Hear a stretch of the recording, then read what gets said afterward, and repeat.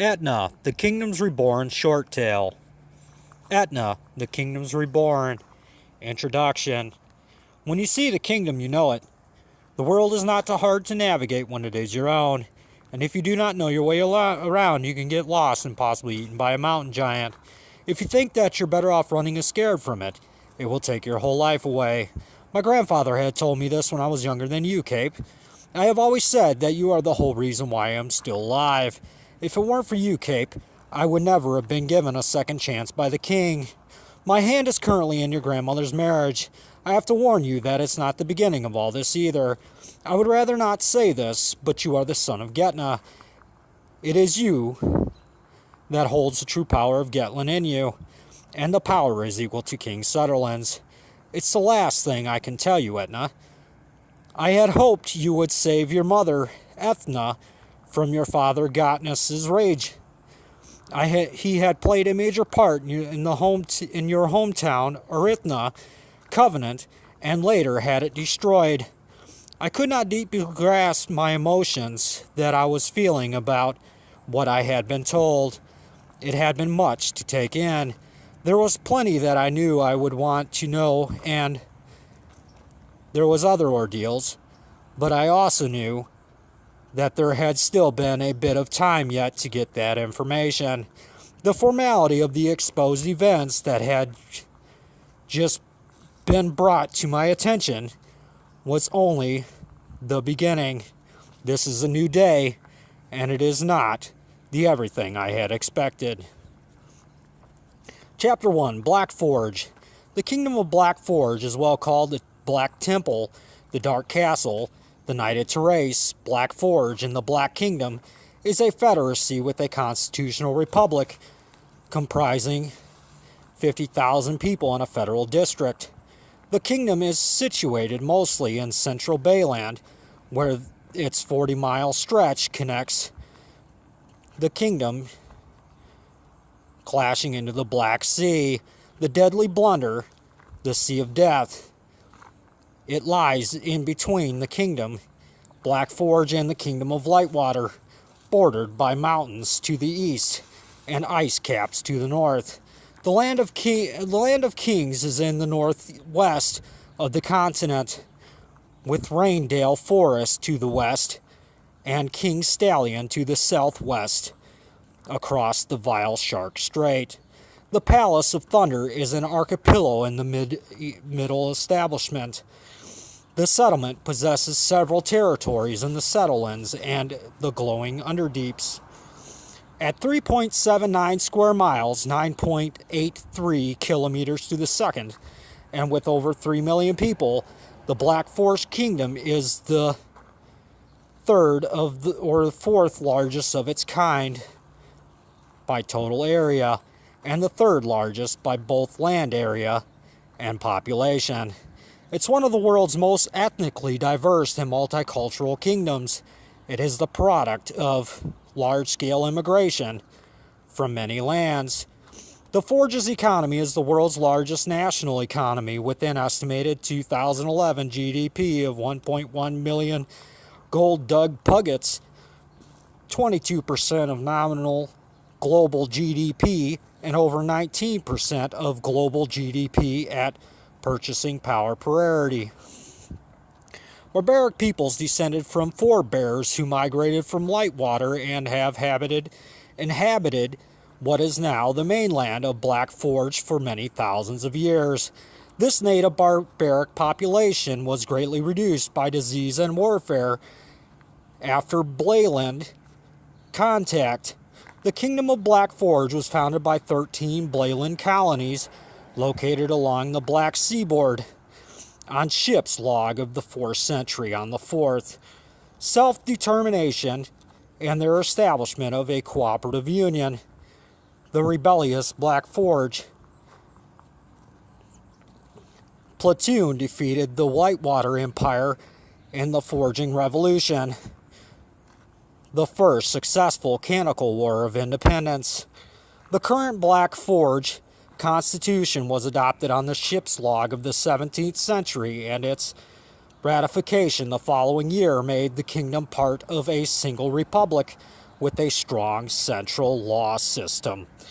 The forging of rights comprising 10 constitutional oaths guaranteeing many fundamental forged rights and freedoms was ratified in 17 days into the ship log.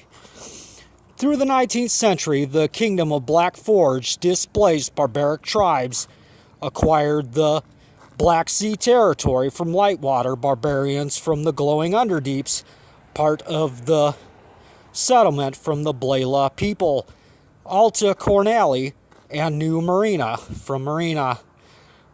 The land of kings from Roland and annexed their own Republic of Taxes and Republic of Growth in the glowing Underdeeps. There have been disputes between the barbaric South and competitive North over the expansion of the institutions of forged jails and kingdoms' rights provoked the forging war of the 18th centuries.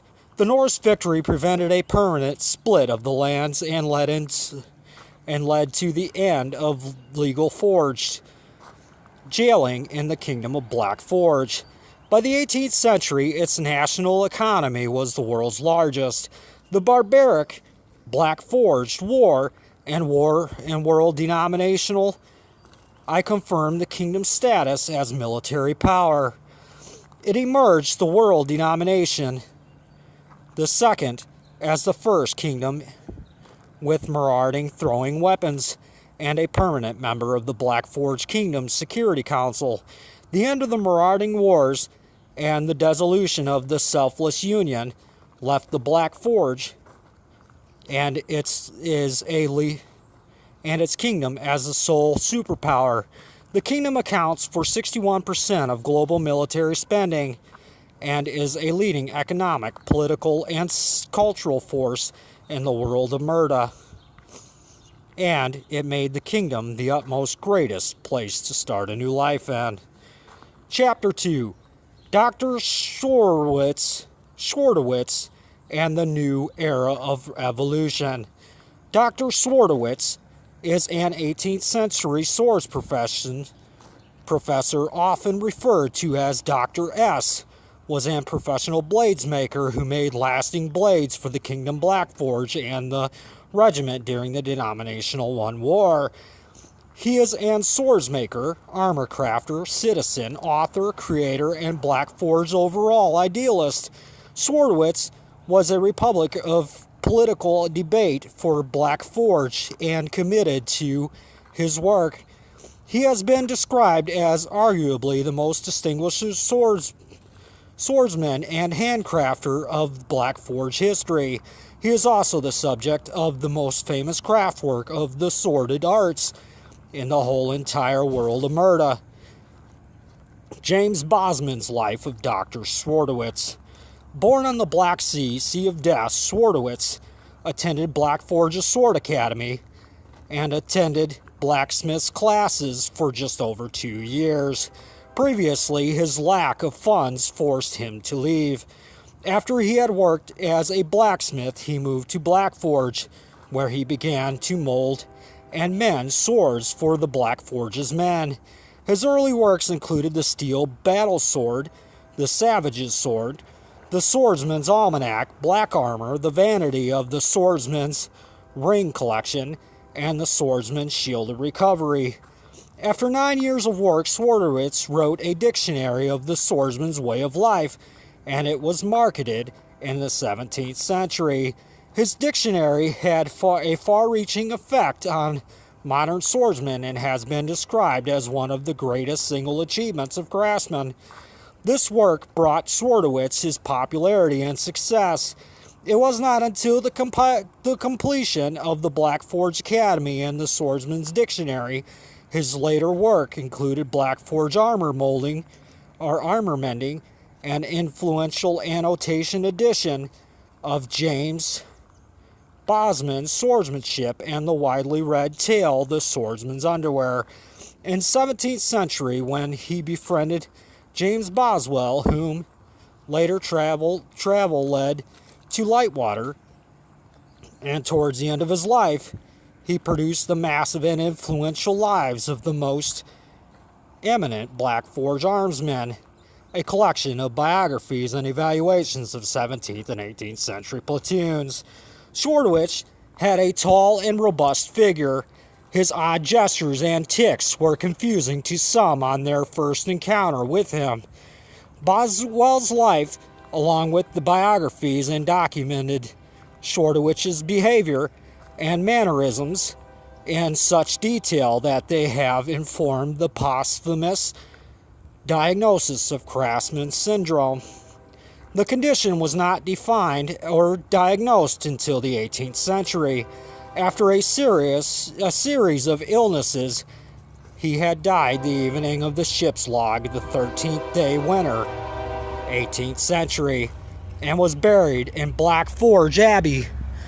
In the years following his death, Swordowicz began to be recognized as having had a lasting effect on swordsman literacy with criticism.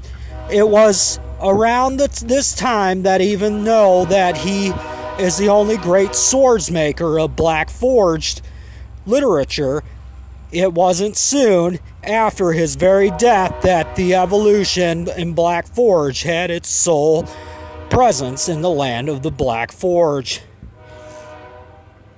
Chapter 3. Is this the castle?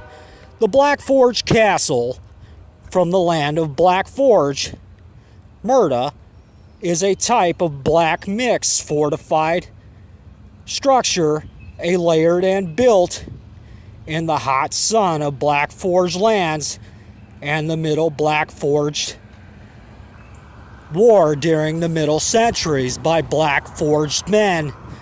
Scholars debate the scope of the worded name of the castle, but usually consider it to be the private fortified residence of their king and noble of citizens. This is distinct from a place which if it is not fortified from a scholar's point of view, it would not be a home to many residents or nobles. And from a fortified standpoint, it is the only public defense, even though there are many similarities among these types of constructions. The usage of the term has varied over time and has been applied to structures as diverse as hill forts and land houses. Incredibly, over the approximately 9 centuries that castles were built on Murda, they took on a great many forms with many different features, although some, such as the castle in Lightwater, have curtain walls and arrow slits where a commonplace gathers to flanking combatants, such as archers that lay the total defense at Lightwater's castle. A forging innovation, our castle's origination in the 1st and 2nd centuries.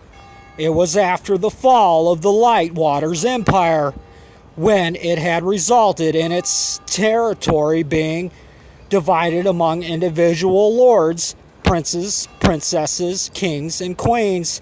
These nobles built castles to control the area immediately surrounding them and were both offensive and defensive structures. They have provided a base from which raids could be launched, as well as protection from enemies, although their military origins are often emphasized in castle studies, and the enemies, although their military origins are often structures, also served as centers of administration and symbols of power. Urban castles were used to control the local populace and important travel routes, and rural castles were often situated near features that were integral to life in the community, such as mills and fertile land. Many castles in Murda are originally built from earth and timber, but as well have had their defenses replaced later by stone. Early built castles often exploited natural defenses and lacked features such as towers and arrow slits, which relied on a central keep. In the late 12th and 13th centuries, a scientific approach to our castle's defense emerged. The confrontation had led to the proliferation of towers with an emphasis on flanking fire.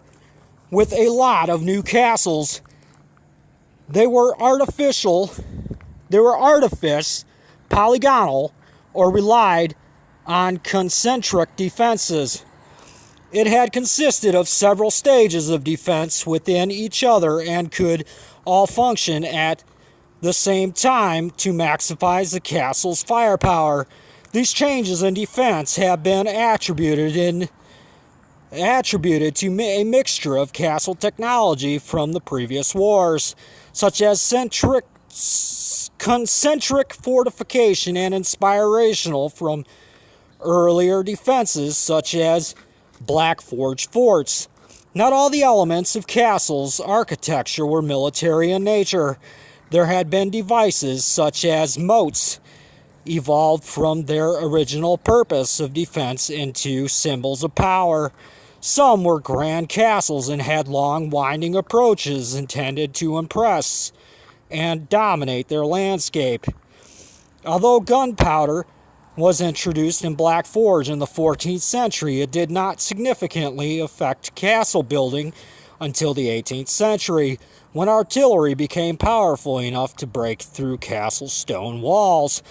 While castles continued to be built well into the 16th century, there were new techniques to deal with and improve cannon fire, and it had made the uncomfortable, undesirable places to live intolerable. As a result, true built castles went into decline and were replaced by artillery forts with no role in denominational administration. The country houses that were indefensible from the 18th century onwards, a renewed interest was in castles. The new fascination was the construction of mock castles, then part of the Romantic revival, continued and escalated to Gothic architecture, but they had no military purpose, grandfather. Yes, Etna. How were these castles capable of being constructed after the denominational war? Well, Etna, yes, they were able to rebuild because the king had decided that completely killing an entire race was not a noble thing to do. Ah, I see. You must understand, Etna. They are no different than we are. As a matter of fact, we are all of the same type of counterpart. What do you mean, Grandpa? What I mean, Etna, is we are all human and we derive from the same place, Murda. And so, it was the most essential part of Etna's day. Her grandfather had explained everything to her about the land of Black Forge and the planet of Murda, which they and others call home. He had started with his concerns for her, told her to be careful, and then sent her on her way to explore the world for herself. He knew it was dangerous to do so, but he also knew that she was now an adult, and her being of the age of a woman in all, he had to let her figure things out for herself. The door to Ritmir's hut had closed. Farewell, my child. Is this the castle? Chapter 4. Who are you? The cold winter chills went up and back down. The weather had to be almost below freezing temperatures. I cannot believe it. There was a freedom amongst her furred coat. A flag blew with the wind in a distance from her first step out the door. Cape Cod, the second most populous city in South Blayland, after the clash in the provincial capital and the primal city of the Western Front, the national parliament. It is also the legislative capital of the country. It forms part of the cities Cape Cod and metropolis Munich. The city is most famous for its harbor as well as its natural setting in the Cape Forge Kingdom, as well as for such well-known landmarks at Turbo Mountain and Cape Tops Point, located on the shore of Turbo Bay. Cape Cod was originally developed by the Darting East Indian trade as a victualling supply station for darting Indian ships sailing to East Blayland, Indies, and the Far East. Jen Van Veach's arrival on April 6, 1652 of ship's log established the first permanent Ural settlement in South Blayland. Cape Cod quickly outgrew its original purpose as the first Ural outpost of the Castle of Great Faith. It became the economic and cultural hub of the Cape Cod colony. Until the Wilt-Sutherland gold hustle and the development of the Primal City, Cape Cod was the largest city in South Blayland. Today, it is one of the most multicultural cities in the world, reflecting its role as a major destination for immigration and extra pirates to South Blayland. The city was named the World Design Capital for the 20th and the 14th day into the ship log by the International Council of Societies Indictational Design. Anyhow, she thought, the wind gusted and a blew with the strength of the current weather forecasting, and her first step had crunched the white snow. Hello, hurry quick, I have something important to tell you. Chapter 5, The Tiger and the Field Stork Snake. A campfire spread about Grandfather's house's setting. Do you remember who I am? He had explained. There was a night a couple of years ago. It had been full of the moon and suicides. There had been many men and many things affected its negation and horror. In the night, 2 men had remained the city-lit streets. These 2 men were not normal citizens, and each had their own fates to explore. The spirit world had been upset, and the phenomenons had kept them each alive. The stars had shined ever and ever bright within an ancestral icon showing his appearance in an alignment in the heavens above. And with the evil doings in the night that had gotten stronger since the years before, it kept her footsteps warned as each passer had scurried on. One citizen of Woodchuck was very bad, and it was overdue for an renewal according to prophecy. The people knew of the phenomenon being about, and it was not just one citizen of Woodchuck that had felt a bit of it, when a voice had sounded the energies. "I am a snake," he said. The name had echoed afar into the evildoer's house of an familiar yet unknown citizen's market value wood door. There was no concern for the man, and it had echoed again. I am a snake! And again was no concern until 3 beings left the door from its hinges and the evil conjurer dead. He had lied amongst the soft cushions of bed pillows and soaked linen abroad from the pool of bloodshed and the soiled mess of his expensively purchased fresh-laid carpet. The disturbed man, not soon after he sat in spirit, let out another pleading whisper into his ear of the attacker. "I told you I'm a snake, and I don't like it." The next day the sun had rose. The red, white, and blue sirens that had filled the mess prior to the new morning had been just a distant horror film. Well, on the contrary, it was, except for those who had had a part in the arresting tragedy that had the night no better than unstable. The second citizen had honor and respect for that night. He had woken the next midday with his own feelings to sort out, while a villager had said, "Where is Nico?" The villager had not a clue of who he had asked, the whereabouts of, and the crowding of consumer variety remained a crowded consumer variety. Chapter 6, Political Corruption. Is this the use of power by government officials for legitimate private gain? The local bar crazed of musical notes just outside the screen entrance with the visual imaging of the screen door that had captured an pixel-led photograph of the Friday night usual. You're not taking about an illegal act by an office holder, are you? It constitutes political corruption, does it not? Well, yes, but only if the act is directly related to their official duties and is done under color of law or involves trading in influence.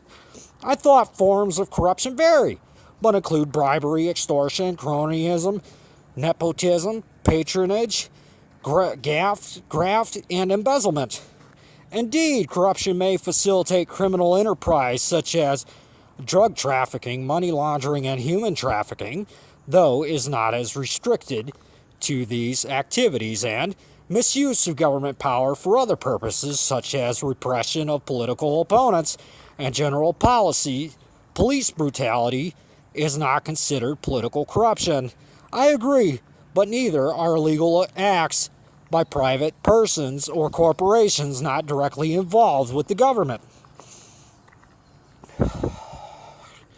You know that the activities that constitute illegal corruption after depending on the country or jurisdiction. For instance, some political funding practices that are legal in one place may be illegal in another. In some cases, government officials have broad or ill-defined powers, which make it difficult to distinguish between legal and illegal actions. Worldwide, bribery alone is estimated to involve over 1 million gold dug puggets annually. True, and it isn't a state of unrestrained political corruption known as a kleptocracy,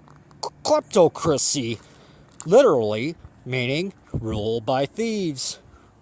Some forms of corruptions are young one, and they are now called institutional corruption.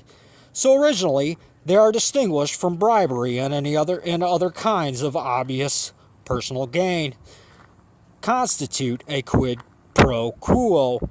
They have a tendency to bias the process in favor of special interests and undermine public confidence in the political institution. So they corrupt the institution without individual members being corrupt themselves. Exactly. It's a similar problem of corruption that arises in any institution that depends on financial support from people who have interests that they may conflict with the primary purpose of the institution. I see. And by the new day, what is your name, young one? I am Nico. To be continued. Etna, the New Age. Written by Nicholas Wheelock.